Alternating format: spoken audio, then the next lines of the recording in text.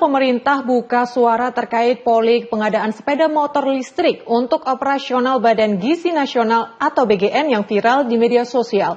Menteri Keuangan Purbaya Yudi Sadewa menegaskan tidak ada anggaran pengadaan motor tersebut pada tahun ini, melainkan baru akan dialokasikan pada tahun 2025 mendatang. Sementara itu, Kepala BGN Dadan Hindayana turut meluruskan isu harga satuan motor yang disebut-sebut mencapai 58 juta rupiah.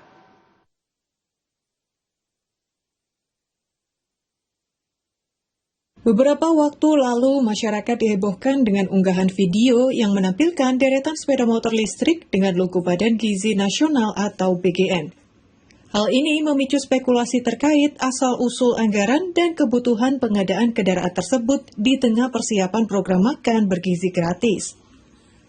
Menanggapi hal tersebut, Menteri Keuangan Purbaya Yudi Sadewa saat ditemui di Istana Kepresidenan Jakarta pada Rabu siang, menegaskan bahwa pemerintah tidak mengalokasikan anggaran pengadaan motor BGN pada tahun 2024. Menku menyebut semua perencanaan anggaran operasional tersebut baru masuk dalam plafon anggaran tahun 2025.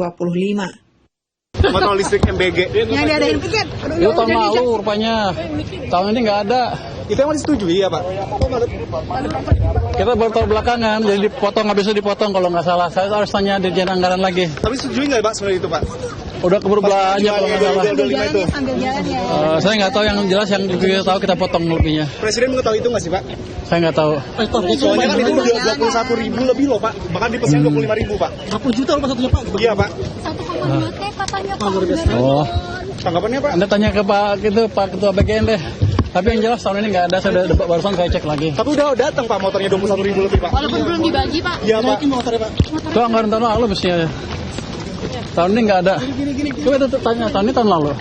Katanya 2025 sih Pak dia. Iya 2025. Tahun ini udah nggak ada, kita pastiin nggak ada. Karena waktu itu udah mungkin keburu lewat tuh. Habis itu kita berhentiin. Tapi karena motornya udah ada terus gimana dong Pak? Ya tahun lalu mesti udah bayar mereka itu. Datangnya sekarang kali. Tanya ke Pak itu Ketua BGN. Gimana statusnya? Jadi tetap boleh dibagiin tuh Pak ke kepala SKPG. Menjawab pertanyaan Menkyu, Kepala Badan Gizi Nasional Dadan Hindayana memberikan klarifikasi. Dadan membenarkan bahwa pengadaan motor listrik tersebut sudah masuk dalam perencanaan anggaran 2025. Dari target awal sebanyak 24.400 unit, realisasi yang akan dilakukan adalah sekitar 21.800 unit. Dadan juga membantah kabar harga per unit motor listrik tersebut mencapai 58 juta rupiah. Ia menegaskan pemerintah berhasil mendapatkan harga 42 juta rupiah per unit atau di bawah harga pasaran sebesar 52 juta rupiah.